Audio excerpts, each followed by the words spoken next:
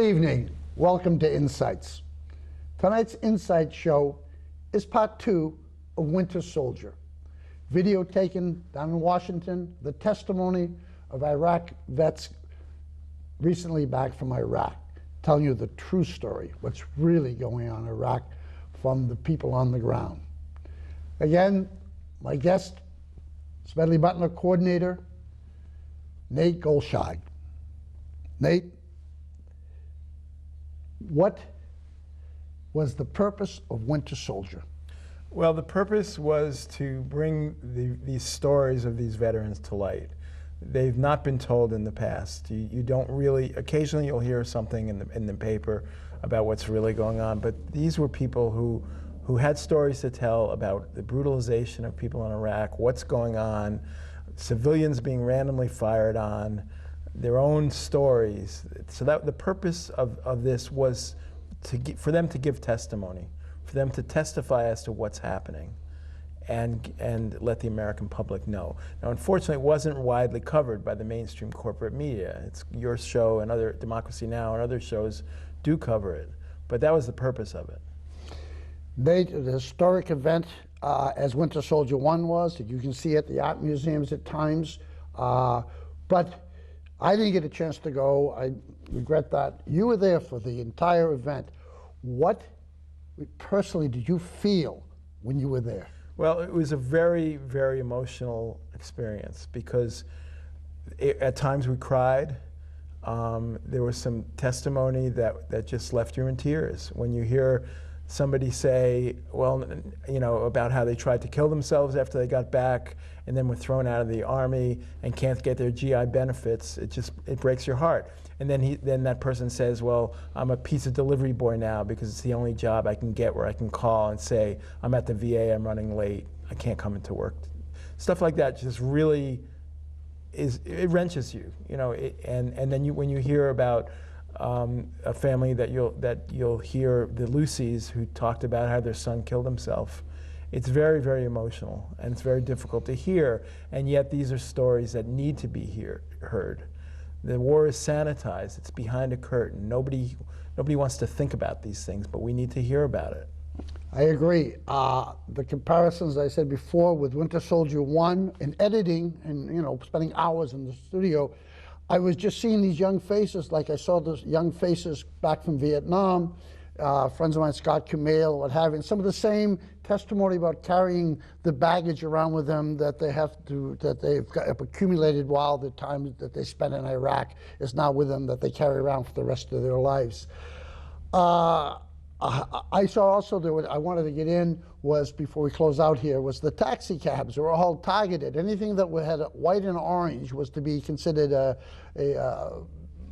an enemy or so. So they're blowing up all the taxi cabs all over Iraq. That was one veteran who testified about that. Yeah, and there's much, but I'll just give you quick highlights. Stay tuned now, because it's the second part of Winter Soldier, part 2.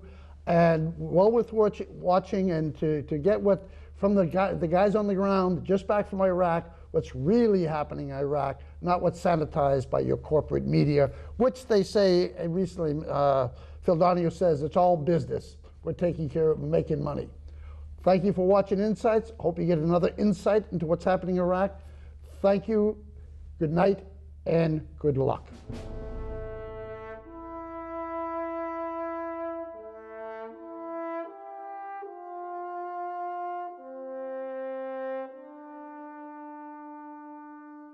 I mean, the mission was so unclear because it was tactically what we were trained not to do. I think that's part of what made the mission even more confusing. Was not only was it unclear what it was going to achieve as far as the repetition of going on patrols day after day without change.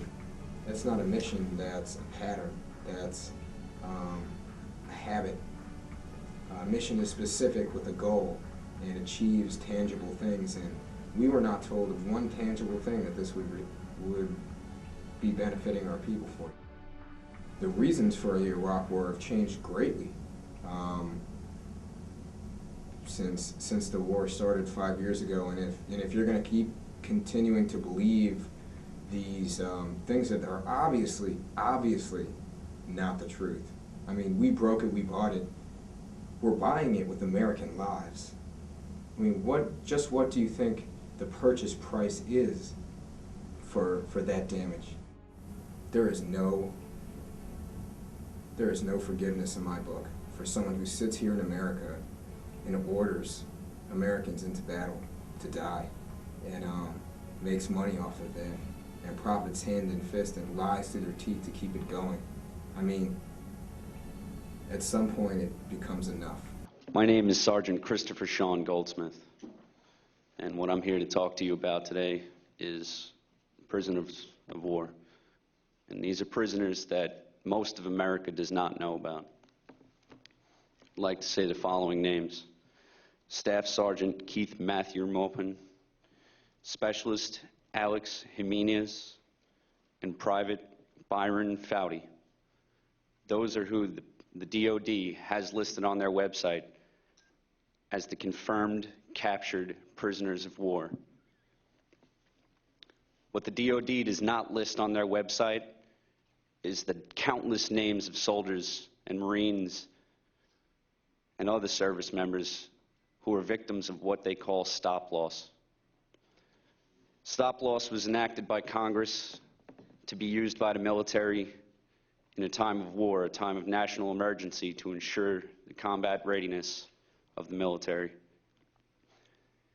And the really broad description of this war on terror allows the military to keep people like myself and my friends, veterans who've been there once, twice, been there 5 times, been there 3 years or 32 years. It allows the military to breach that contract and hold them in until the military sees fit to let them go. I'm here to tell you about my experience with stop loss and the military, how the Army let me down. This is a picture here of me when I was about 10 years old, wearing all camo, having a pair of dog tags, and giving my Boy Scout salute. That boy died in Iraq. This is the proud soldier who enlisted just after Christmas in 2003 to support and defend the Constitution of the United States. That boy is dead.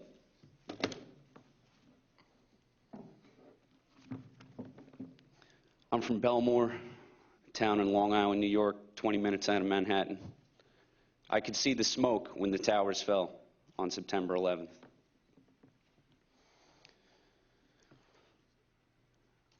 On September 12th, I remember standing up in a pizza restaurant and telling everyone about how I wanted to kill everyone in the Middle East, how the Middle East should be turned into a glass plate by nuclear weapons, because that's what I believed. That's what the media had trained me to believe. The media had created a racism inside of me that was unjust. I joined the Army to kill people. I signed up as a forward observer, one of the most dangerous, powerful jobs in the military. My job was to go out and basically annihilate the enemy when we received contact. I was in control. I was authorized to use mortars, artillery. That's what I was trained for. MLRS, multiple launch rocket systems, capable of destroying a grid square, which is 1,000 meters by 1,000 meters. A lot bigger than a city block. I was 19 years old when I was deployed to Iraq. And I spent the first 8 months in Sadr City, which is what everybody who has been in Baghdad considers the slums of Iraq. It's a place that has been neglected not only by Saddam Hussein, but is horribly neglected by America right now. The people there hate us. And the reason why is because when we went there, we promised them freedom and we promised them help. We promised to get them clean water, to get them food, to get them jobs. But all that I saw over there now, all that I saw over there in 2005 and all that there is now is 2 to 4 hours of electricity a day, randomly. Sewage that leaks into their fresh water system, if you want to call it fresh. A water treatment plant, which hasn't been finished. It was barely even worked on the entire year that I was set in Iraq. I never personally saw any contractors of any country working on that water treatment plant outside Sadr City in 2005. We discovered it. My battalion discovered it and reported up. And we were told to ignore the fact that nothing was going on there. It was a sector between companies, between battalions, between brigades, and it wasn't within our area of operation, so don't be concerned with what goes on there.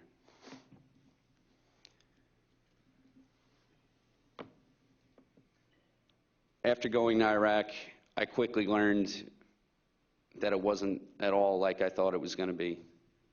The people of Iraq were not grateful for us liberating them. They were angry because we were oppressing them. We gave them curfew and told them that if they came out at night, they'd be arrested, sometimes physically abused. They were often harassed.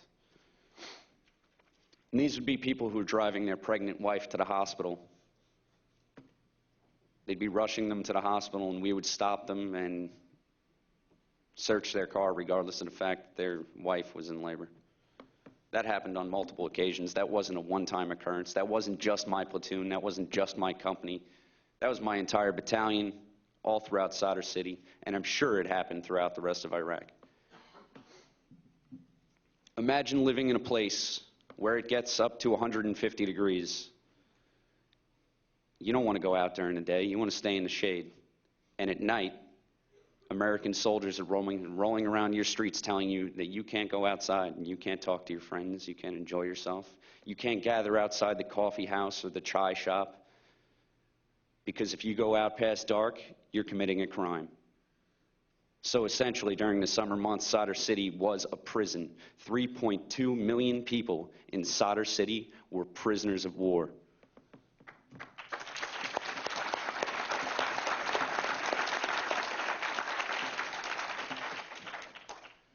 I graduated basic training at the top of my class.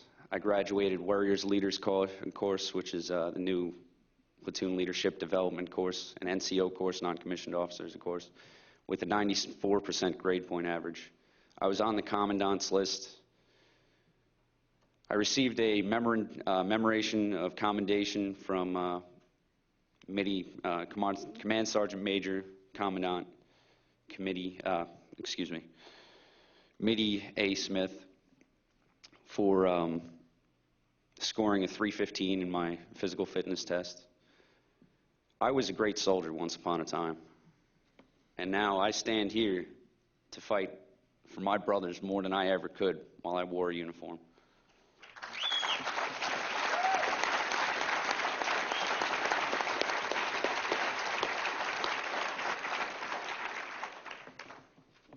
I'd like you to play the first video, please.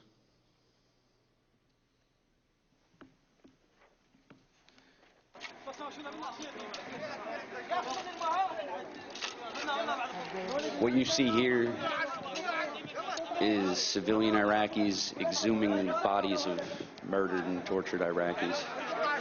We don't know why they were killed. We weren't really trying very hard to find out. We found over a dozen bodies that day. And my job, because we weren't authorized artillery, became the intel reporter. So I was forced to take pictures of these dead bodies. I was told for the sake of identity, so that we could try to identify them. But there was no identification process. I never went around with those pictures printed up to the police stations to post them and see if we could find out who they were. You'll see me in a couple seconds standing with another soldier who's on top of the pickup truck, right there, lifting up the faces of the Iraqi bodies to take pictures of them. All these pictures were taken for is trophies of war for people who didn't have to experience that death. People made videos to send home to their friends and family, to brag, to say this is what happens to Iraqis and this is what the war looks like, and it's cool. When people ask me, you can start going through the next bunch of pictures.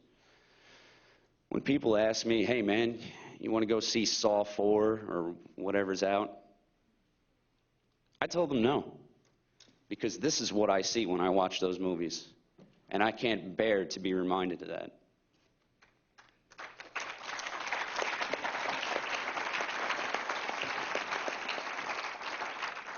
This is what we nicknamed the faces of death. And it was a joke while I was over there. But while I was taking those pictures, I never looked directly at the bodies. What I did was I held the camera out in front of me. I had a digital camera. I held it out in front of me, and I looked at the 2.5-inch screen, and I flashed that photo. And as that flash went off, that image was burned into my mind. Every one of these pictures is burned into my mind. I remember I could draw them to the T. You'll see an image of a man having his face lifted up and his coagulated blood falling out of his nose. That coagulated blood slinged off his body, off his face, onto my shoe. And that was the most repulsed I had ever been. There were flies. It was May 15th, 2005. Very hot, uncomfortable, miserable day. I'll never forget it. There were flies landing on the corpses. And the flies are there, regardless of death, they're just looking for moisture. And they would land on my lips. They would land on my eyes. They would crawl into my nose. I felt so violated and emotionally raped to have to be put through this. And then the intelligence that I gathered was not used to help the Iraqis. It was used to build morale. To say that killing is right, death is right, dead Iraqis is a great thing. And that's wrong.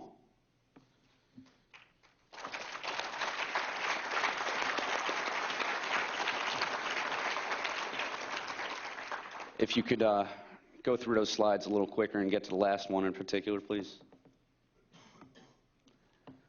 That's the faces of death right there. These are the images that are burned into my mind that I'm reminded of when I play video games or walk into a movie that I shouldn't have seen. This is somebody's brother, this is somebody's husband, this is somebody's son, this is somebody's cousin. And the only reason that we're desensitized to it is because they're not white, they're not American soldiers.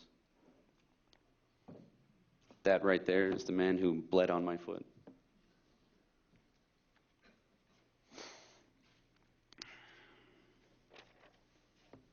A little faster, please. Just get to the last one.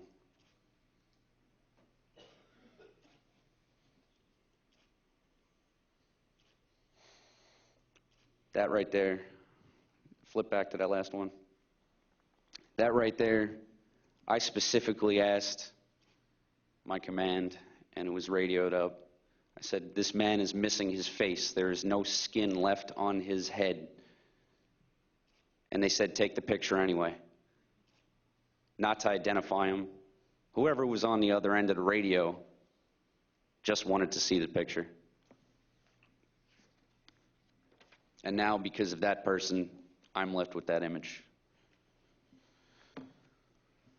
I'd like to read an achievement off of my Army Commendation Medal that I received for my service in Iraq. Achievement number 3. PFC Goldsmith was directly responsible for, excuse me, I'm reading the wrong one.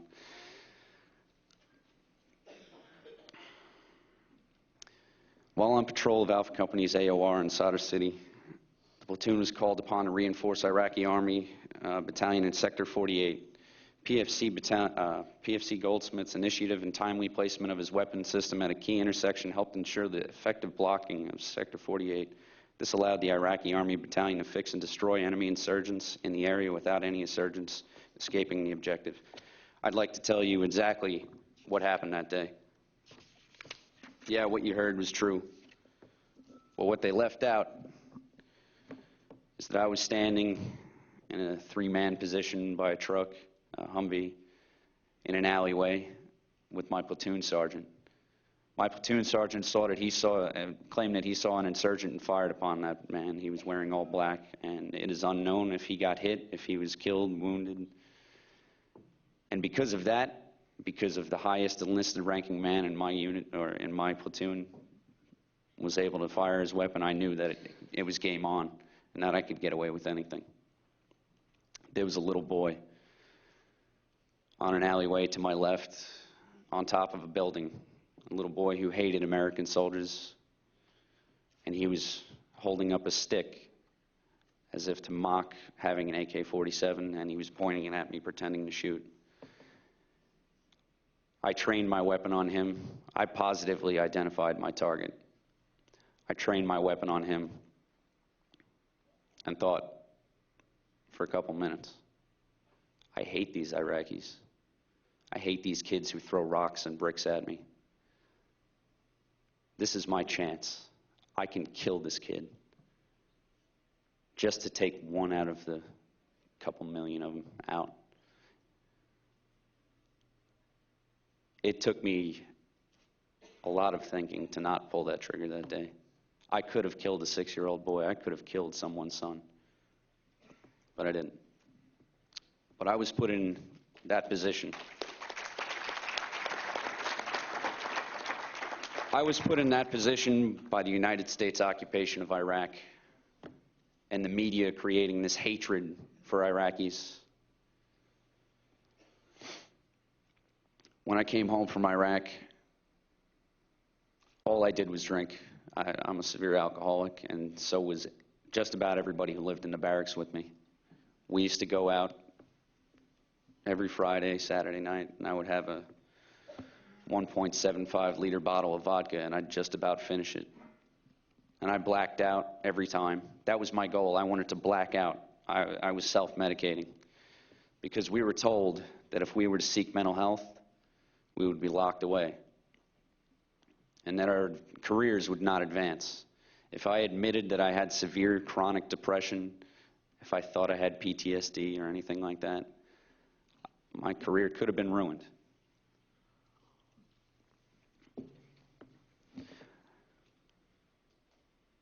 The only thing that I had to look forward to was getting out of the military and going to college. I had learned my lesson the hard way, that I should have gone to college, should have got an education, and should never have seen the ugly face of war. And that hope was taken away from me on January 10th, 2007, when George Bush stood in front of Congress and gave his State of the Union address, where he announced that he was going to send an additional 20,000 to 30,000 troops into the sandbox. And my unit was the 5th Brigade of the 5 to be locked down with stop-loss.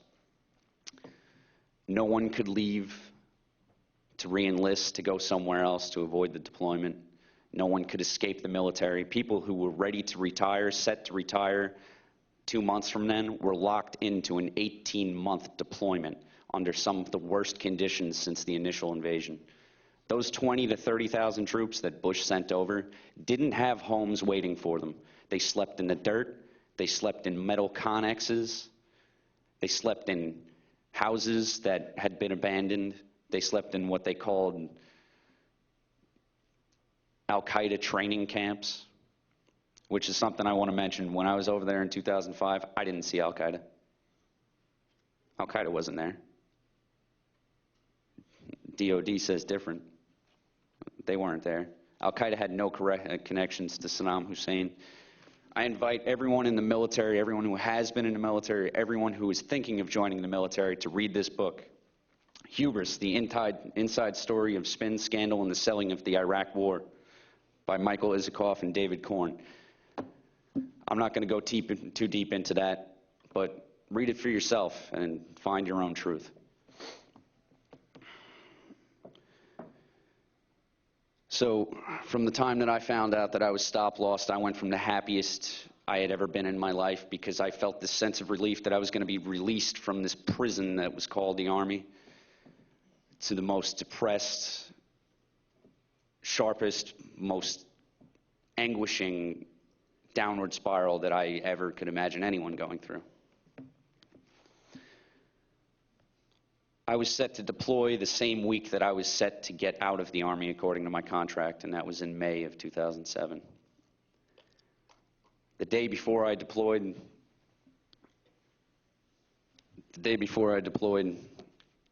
was supposed to deploy, Memorial Day, I went out onto a field in Fort Stewart where there's a memoriam, a tree planted for every soldier in the 3rd Infantry Division who has died. I went out among those fallen soldiers, and I tried to take my own life. I took pills, and I went back to my regular poison of vodka and drank until I couldn't drink anymore. The next thing that I knew, I was handcuffed to a gurney in the hospital. The cops had found me and literally dragged my body into an ambulance, threw me in there, and locked me up. I spent a week on a mental ward. Now, mind you, I had been diagnosed because I had finally sought mental health because I thought I was having a heart attack. I believed myself to be strong, and after finding out I was stop-lost, I started having panic attacks, and I couldn't admit that I was mentally or emotionally broken. So I went into the hospital complaining of chest pain. They had me seek a mental health professional. They diagnosed me with depression and anxiety disorder and adjustment disorder. But I was still set to deploy. I was obviously a broken soldier, and I was still set to deploy. After trying to kill myself, I was locked up and analyzed and saw doctors and this and that. And when I got out of the mental ward, I was told that I was going to be removed from the military in a quick, comfortable way. Within 2 weeks, I could be home. So I was ecstatic. It was great. And in the meantime, I was allowed finally to go to mental health meetings as often as I would like, which was every single day. But during these mental health meetings, I can say meetings, not sessions, because it wasn't one-on-one with the psychiatrist. It was one psychiatrist and 20 to 25 at any given time. Soldiers, wives of soldiers, children of soldiers, who all had completely separate problems. Now, anyone who's studied psychology or knows anything about psychology, you don't give therapy on a broad way of just saying, everyone with problems get in a room, no matter what your problem is, and we're all going to discuss it. So none of that helped. I had tried before my attempt at suicide, and it didn't work. It didn't make me feel better. It didn't make me feel ready to get deployed against my will. They tried to prosecute me for malingering. I wasn't diagnosed with malingering. The doctors said that I had a severe problem and that they recommended removal from service. But my commander, Captain Mello, who was deployed, not directly commanding my rear detachment, who I currently fell under, decided that I should be removed from the country and I should have the stripes on my uniform. I was a sergeant after just over 2 years. I should have the stripes stripped. They should take money from me, possibly put me in jail. And when I went to legal counsel, the military lawyers on Fort Stewart, and I asked for help to fight this Article 15 non-judicial punishment from my commander, they said, no, you need to give up this fight because people try to fight it and all it does is bring down the military and blah, blah, blah. And I was refused help by the legal attorneys because they were wearing bars and they were wearing oak leaves on their collars because they were officers and they didn't want to be slanderous to the military. They didn't want to bring down their own career by supporting me and fighting what was wrong in illegal order to void my contract. And they call that stop loss. It's not something that's fair. Right now, EndStopLossNow.com reports 80,000 troops locked into stop loss right now. DOD, or the Army Times reported last week that there was only 7,000.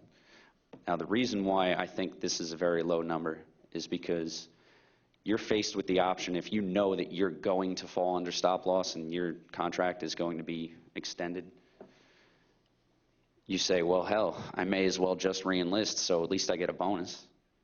When you're stop loss, you don't get any extra money. There's no compensation for voiding your contract, nothing like that.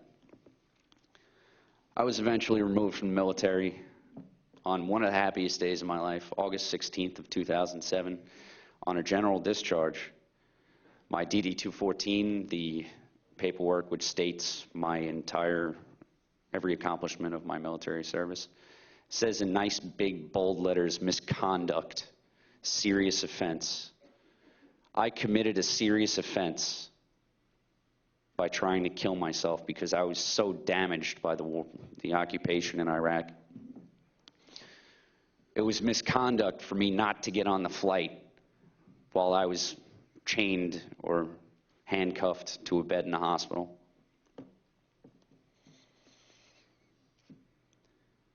So I lost my college benefits. The one thing that really gave me hope in life that I was looking for, you know, I was going to be a student. I didn't know where, I didn't know what I was going to study, but I knew I was going to college in September of '07. That didn't happen. Now I can't pay for it. My money is disappearing. Between VA visits and personal instability, I've found it extremely hard to find a job. To tell you the truth, I haven't really looked because I'm having a rough time. So I deliver pizzas on Wednesdays. That's what I am now, a pizza delivery boy. I was a sergeant, I was a leader, I was a trainer, I was very well thought of. I was one of the most professional soldiers that I ever met. And I mean, I got the paperwork right here in front of me if anyone ever wants to see it. I was a very good soldier. But now I'm pizza delivery boy who works once a week because that's the only job where I can call in a couple hours before and say, I'm still at the VA, I'm waiting in line. I'm sorry, I can't come in for a couple hours. Going back in time a little bit, please show the next couple slides. That is what stop loss does. This man, who asked to remain nameless, is a friend of mine who I traveled to North Carolina to see on my way home. Go through the slides a little faster. What happened was he stepped on a pressure plate, an anti-personnel mine, and he almost lost his right leg. He had arterial bleeding in his right arm, his left leg, his right leg. He lost all his hearing. His eardrum is destroyed in his right ear. This man was supposed to get out of the Army the same week that I was, the same week that our unit deployed. So I'm faced forever with, that could have been me. Or if I were there, maybe things could have been different. This is someone who was in my platoon I served with for a year. I knew him very, very well.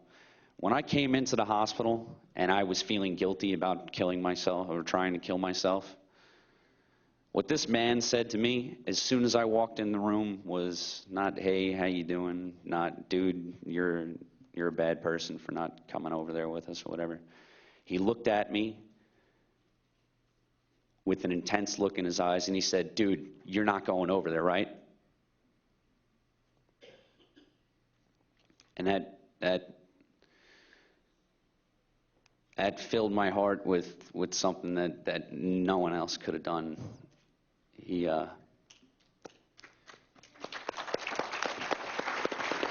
Thank you. All right, I'll wrap up. The military commanders, they held me accountable for not deploying and for trying to kill myself and being weak, basically, being emotionally and mentally broken.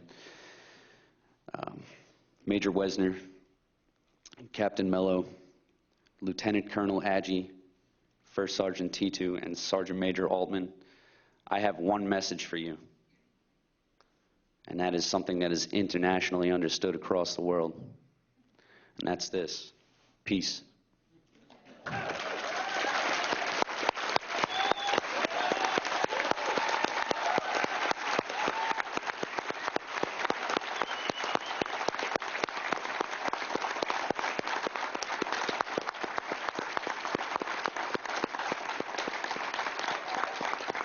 Joyce Lucy, and I'm the mom of Corporal Jeffrey Michael Lucy. The last month of his life, he had this flashlight by his bedside, and he was looking for the camel spiders that he could hear running around the room. And when we went over to Iraq, he asked me to hold this coin for him every day so that he'd come home safely. I had no idea that it was after he came home that I should have been holding this coin. Jeffrey's death should never have happened. The young man who in January of 2003 was sent to Kuwait to participate in an invasion in which he did not agree was not the same young man that stepped off the bus in July. Our Marine physically returned to us, but his spirit died somewhere in Iraq. As we celebrated his homecoming, Jeff masked the anger, the guilt, the confusion, pain, and darkness that are part of the hidden wounds of war behind his smile. Jeff was in Kuwait with the 6th Motor Transportation Battalion. He was a convoy driver. On the 20th of March, he entered in his journal, which I have here, at 10:30 p.m., a Scud landed in our vicinity. We were just falling asleep when a shock wave rattled through our tent. The noise was just short of blowing out your eardrums. Everyone's heart truly skipped a beat, and the reality of where we are and what's happening hit home. The last entry is, we now just had a gas alert and it's past midnight. We will not sleep. Nerves are on edge. The invasion had begun and Jeff never had time to put another entry in. Several months after his return, he said that he would like to complete it. We never knew that he would never get the time to do that. Our fear the whole time he was over there was that he would be physically harmed. We never imagined that an emotional wound could and would be just as lethal. The letters we received from him were brief and sanitized. But to his girlfriend of 6 years, he said, in April of 2003, he felt he had done immoral things and that he wanted to erase the last month of his life. There are things I wouldn't want to tell you or my parents because I don't want you to be worried. Even if I did tell you, you'd probably think I was just exaggerating. I would never want to fight in a war again. I've seen and done enough horrible things to last me a lifetime. This is the baggage that my son carried with him when he stepped off that bus that sunny July day at Fort Nathan Hale, New Haven, Connecticut. Over the next several months, we missed the signs that Jeffrey was in trouble. We had no way of knowing that during his post-deployment briefing at Camp Pendleton, he was told to watch the direction that he was going in his survey, or else he'd be kept there another 2 to 4 months. He was careful from then on. In July, he went to the Cape with his girlfriend, and she found him rather distant. He didn't want to walk the beach. He later told a friend at college that he had seen enough sand to last him a lifetime. At his sister's wedding in August, he told his grandmother, you could be in a room full of people, but you could feel so alone. He resumed college in 2003. That fall, we found out that Jeff had been vomiting just about every day since his return, and that kind of kept up right until the day he died. On Christmas Eve, his sister came home early to see how he was doing. He had been drinking. He standing by the refrigerator, and he grabbed his dog tags, and he tossed them to her, and he called himself a murderer. We were to find out that these dog tags included 2 Iraqi soldiers that he feels, or he knows, he's personally responsible for their deaths. His private therapist, who saw him the last 7 weeks of his life, said he didn't wear them as a trophy, but he wore them to honor these men. He had a nightmare in February. He told me he was having a dream that they were coming after him in an alleyway. After his death, we kind of checked the VA records, and he had talked to them also about having nightmares in which he was running from alleyway to alleyway. Spring break 2004 began, 3 months in which our family watched the son and brother we knew fall apart. He was depressed and drinking. When college classes resumed, he found attending classes very difficult. He had panic attacks, feeling that the other students were staring at him, even though he realized they weren't. He was placed on Klonopin and Prozac to see if it could keep him in class. Jeff's problems just worsened. He was having trouble sleeping, nightmares, poor appetite, isolating himself in his room. He was unable to focus on studies, so he could not take his finals. An excellent athlete, his balance was badly compromised by the mixture of Klonopin and alcohol. He confided in his younger sister that he had a rope and a tree picked out near the brook behind our home, but told her, "Don't worry, I'd never do that. I wouldn't hurt Mom and Dad." He was adamant that the Marines not be told, fearing a Section 8 and not wanting the stigma that is connected to PTSD to follow him throughout his life. He finally went to the VA after being assured that they were not part of the military and would not relay any information without Jeff's permission. His dad called and explained what was happening with our son, and they said it was classic PTSD and that he should come in as soon as possible. The problem was getting Jeffrey to actually go in. And every day it was tomorrow, I'll go in tomorrow, I'm tired. He just didn't have the energy to get up. The day he went in, he blew a .328, and it was decided he needed to stay. As it was decided he needed to stay, it took 6 employees to take Jeffrey down. He had gotten out the door and ran out into the parking area. Involuntarily committed for 4 days, the state did nothing but make him feel like he was being warehoused. After seeing an admitting psychiatrist, he would not see another one until the day of his discharge. After answering in the affirmative that he was thinking of harming himself and revealing the 3 methods, overdose, suffocation, or hanging, he was released on June 1st, 2003, a Tuesday. We found out later that he told them on Friday, the day that he was admitted, that he had a hose to choke himself. None of this was ever relayed to us. They told us while he was there that he would not be assessed for PTSD until he was alcohol-free. But Jeffrey was using this alcohol as self-medication, and he had told us often that's the only way he could sleep at night. And the VA said that we might have to consider kicking him out of the house so he would hit rock bottom and then realize he needed his help. That wasn't an option for us. On his discharge interview, Jeff said there were 3 phone calls that the psychiatrist took, one of them being just before he was going to tell her about the bumps in the road, the children they were told not to stop their vehicles for, and just not to look back. He decided not to after she took the call, feeling she wasn't really interested. On June 3rd, on a Dunkin' Donut run, and this is 2 days after he was released from the hospital, he totaled our car. Was it a suicide attempt? We're never going to know. No drinking was involved. I was terrified I was losing my little boy. I asked him where he was. He touched his chest and he said, "Right here, Mom." On the 5th, he arrived at HCC, Holyoke Community College, where he was a student. But because of not taking the finals, he would not be graduating. But he arrived there to watch the graduation of his sister. This was supposed to be his graduation also. How he drove his car there, we'll never know. He was so impaired. We managed to get him home, but his behavior got worse. He was very depressed. My parents, who saw their grandson often, never saw him like this. His sisters and brother-in-law and my dad took him back to the VA. He did not want my husband to go because he felt he was going to be involuntarily committed again. They were waiting for him, but he refused to go in the building. He was intelligent, didn't want to get committed again like the weekend before. They decided, without consulting someone with the authority to commit him involuntarily, that he was neither suicidal or homicidal. There's nothing they could do. Our daughters called home in a panic, saying it didn't look like they were going to keep their brother. In their records, they say the grandfather pleaded for someone to help his grandson. Neither our veterans nor their families should ever have to beg for the care they should be entitled to.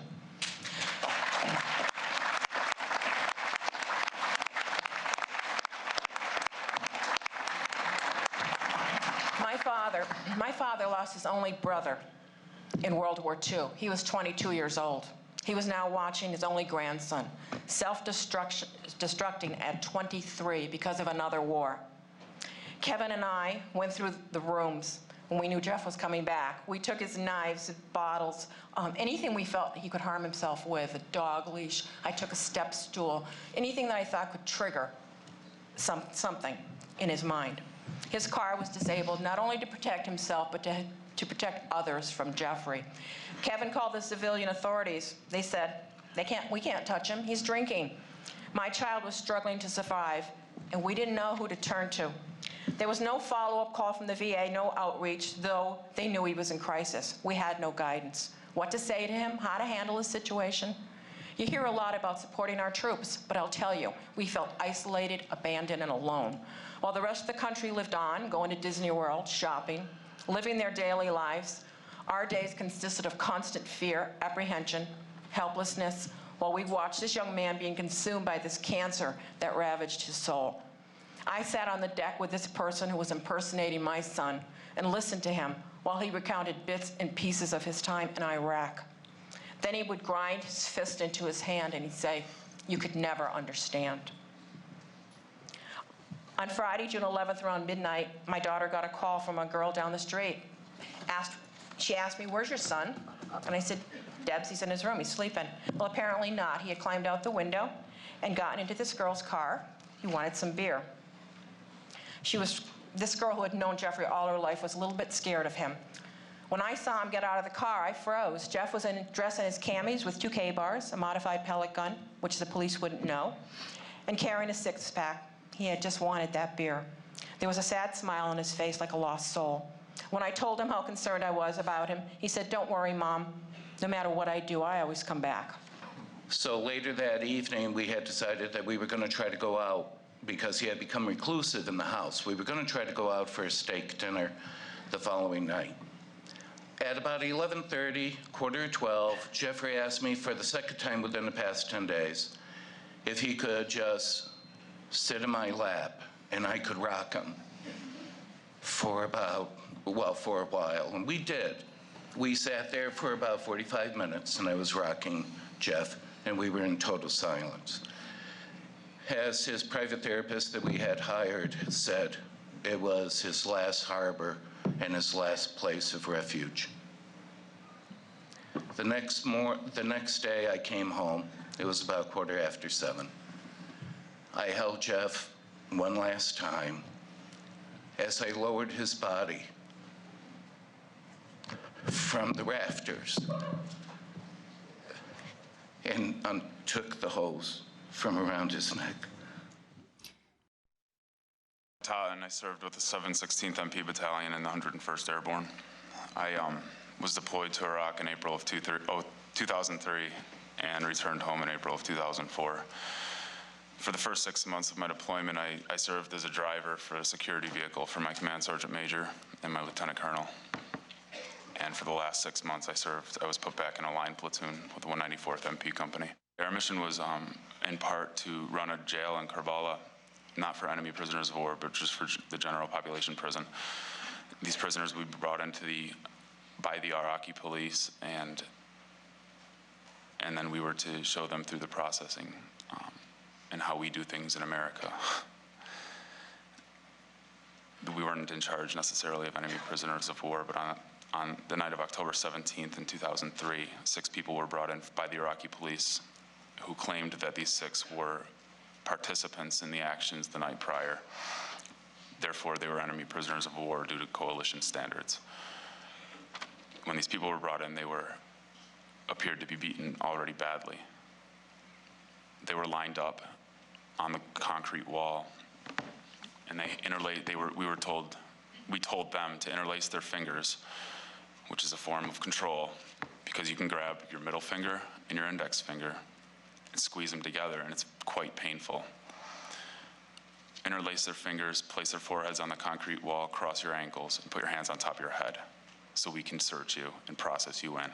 They were tagged, they were searched, and they were also beaten. Not just by Americans, but by Bulgarian soldiers and by Polish soldiers, by Iraqi policemen, and by me.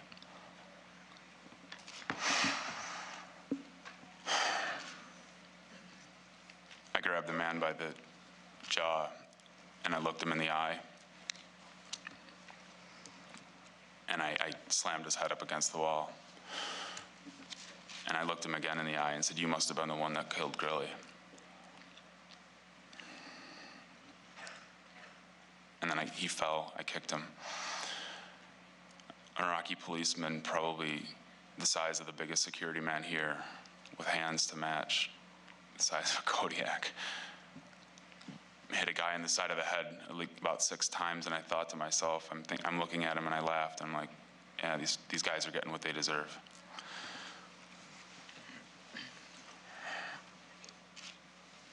I never found out whether or not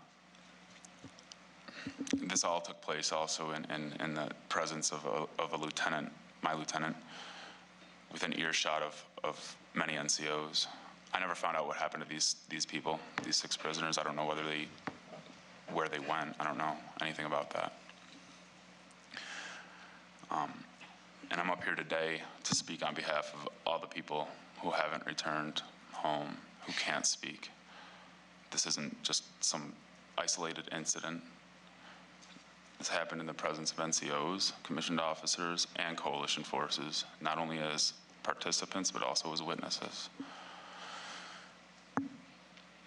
From the night before October 16th, October 17th, the night of October 16th, my lieutenant colonel was also killed that night. My being up here displays my anger,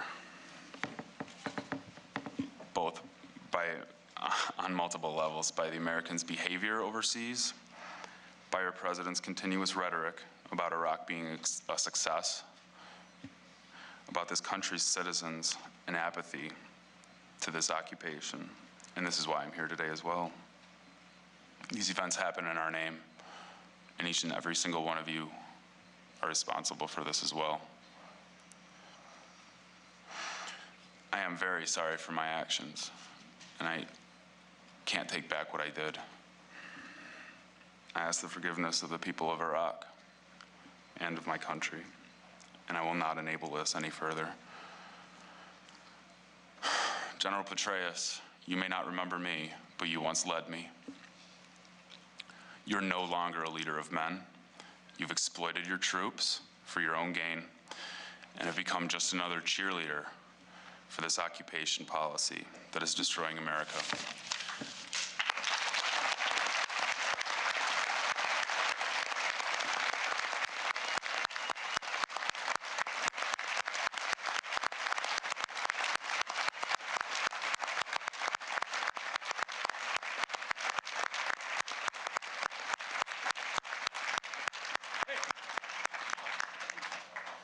General Petraeus, you pinned this on me in Babylon in 2003 following the October 16th incident. I will no longer be a puppet for your personal gain and for your political career. My name is Jeff Millard. I'm the Washington, D.C. chapter president of Iraq Veterans Against the War. I spent 9 years in the New York Army National Guard. 13 months of that was spent as a sergeant in Operation Iraqi Freedom, stationed at Forward Operating Base Spiker, the majority of that time. At the end of my tour of duty and at the end of my military career, I went UA for 9 months. They mailed me my honorable discharge in May of 2007. It's no surprise for anyone who's been in the military since September 11th, especially not for those of us who have been deployed since September 11th, that the word Haji is used to dehumanize people, not just of Iraq and Afghanistan, but anyone there who is not us. We bought Haji DVDs at the Haji shops from the Hajis that worked there. The KBR employees that did our laundry that were from Pakistan became Hajis. The KBR employees who worked inside of our chow halls became Hajis. Everyone that was not a U.S. force became a Haji. Not a person, not a name, but a Haji. I used to have conversations with members of my unit, and I would ask them why they use that term, especially members of my unit who are people of color. It used to shock me that they would. And their answers were very similar almost always, and that was, they're just Hajis, who cares? And that came from ranks as low as mine, sergeant, all the way up to lieutenant colonel in my unit. The highest ranking officer that I ever heard use these words was the highest ranking officer during my deployment in Iraq, General Casey. During a briefing that my unit, the 42nd Infantry Division Rear Operations Center at FOB Spiker, gave to General Casey, I heard him refer to the Iraqi people as Hajis. I've heard several generals, including the 42nd Infantry Division Commander, General Toledo, and my own general that I worked for, Brigadier General Sullivan, use these terms in reference to the Iraqi people. These things start at the top, not at the bottom.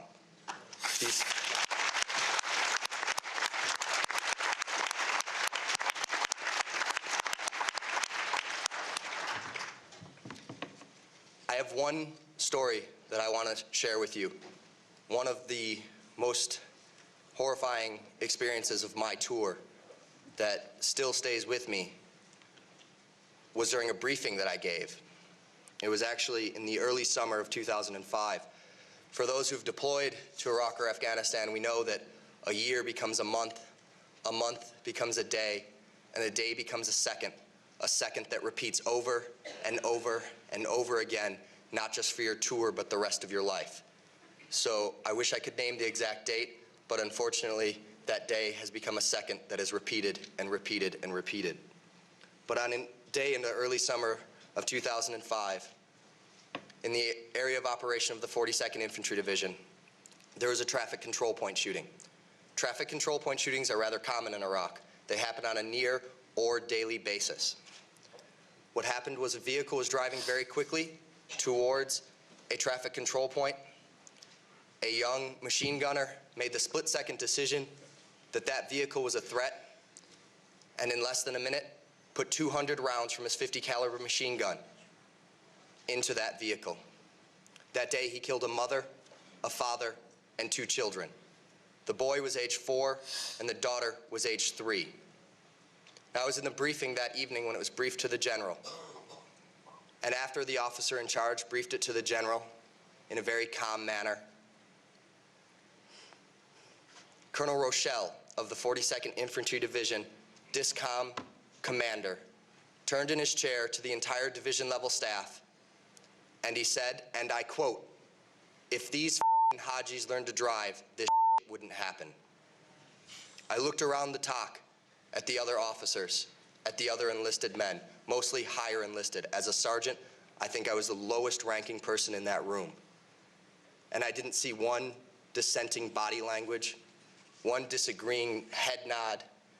Everyone was in agreement that it's true. If these effing Hajis learned to drive, this S wouldn't happen. I couldn't believe it, but it was true. That stayed with me the rest of my tour. I looked around every time that word Haji was used, and I thought about that soldier who will carry that with him for the rest of his life, and I thought about the 4 Iraqis whose bloodline was ended on that day. And Colonel Rochelle could not think of any of that, but only his own racism and dehumanization that has started at the commander-in-chief of this war and worked its way down the entire chain of command.